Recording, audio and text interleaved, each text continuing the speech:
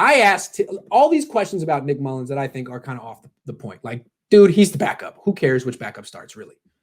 Let's talk about for next year. And I'm thinking Mike McGlinchey. He's been awful this year. He's been one of the main reasons this season has been bad. One of the worst starters on the team. If he continues to play like this, he should not be starting next season. He shouldn't be starting next season. If he shows something the next few weeks and seems to improve and gets bigger and stronger, then great. But there needs to be a plan B. And if he continues to struggle, they should just get rid of him. That's the way I see it. That's a much bigger issue. That's a starter at a critical position, offensive tackle, not a backup. So I asked Kyle, have you considered giving Justin School some looks at right tackle? And what are your thoughts about the right tackle position and how Mike McGlinchey's playing? He goes, no, I haven't considered that. And Mike McGlinchey's our right guard. And he goes into a very long and passionate defense of McGlinchey. And, I respect that. I respect a coach sticking up for his player. So he did it for Mullins. He did it for McGlinchey. Fine. I thought what he said for Mullins was warranted. I thought the things he said for McGlinchey were over the top and not warranted. Fine. You're not under oath. You don't have to tell the truth. You can say whatever you want, and you can pump up McGlinchey. Maybe that's what he needs. So fine.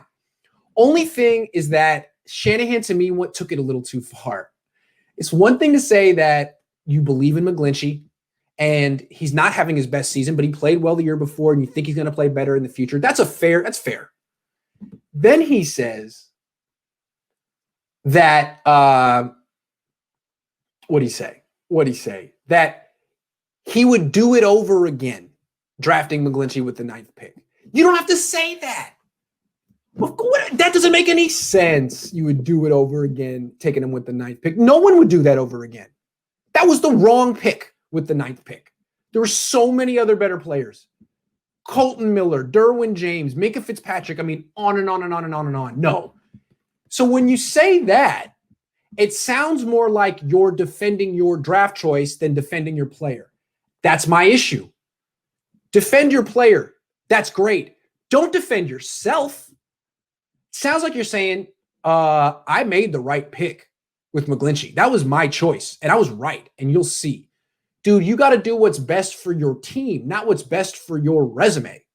What's best for your resume is to stick by McGlinchey until the wheels fall off of that train. Because his stock goes up, your stock goes up as a talent evaluator. He flops, your stock goes down, the talent evaluator. So yeah, that's how GMs act. GMs never, I'm sure Trent Baalke is somewhere being like, you know what? Marcus Lattimore is going to work out. You give him one more year, he's going to be great.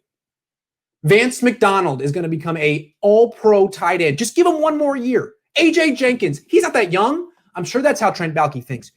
And I'm sure there's a part of that in you too, because you pick the players, but you're also the head coach. And you have to compartmentalize those two things. Don't go up there and say, yeah, we take Mike McGlinchey again. That sounds weird. That sounds crazy. No one would say that. And fans hear that and they're like, what do you mean you take him again? What are you looking at? Are you looking with your, are you really looking with unbiased eyes? Or are you seeing what you want to see?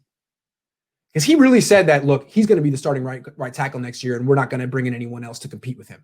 We believe in Mike. Okay. This is the kind of stuff that led to this season. You're not just a victim of bad calls in the Super Bowl.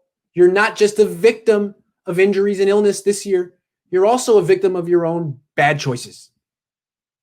Not addressing the interior offensive line last year, bad choice. Seriously addressing it. And then not replacing Mike McGlinchey this offseason would be a horrendous choice.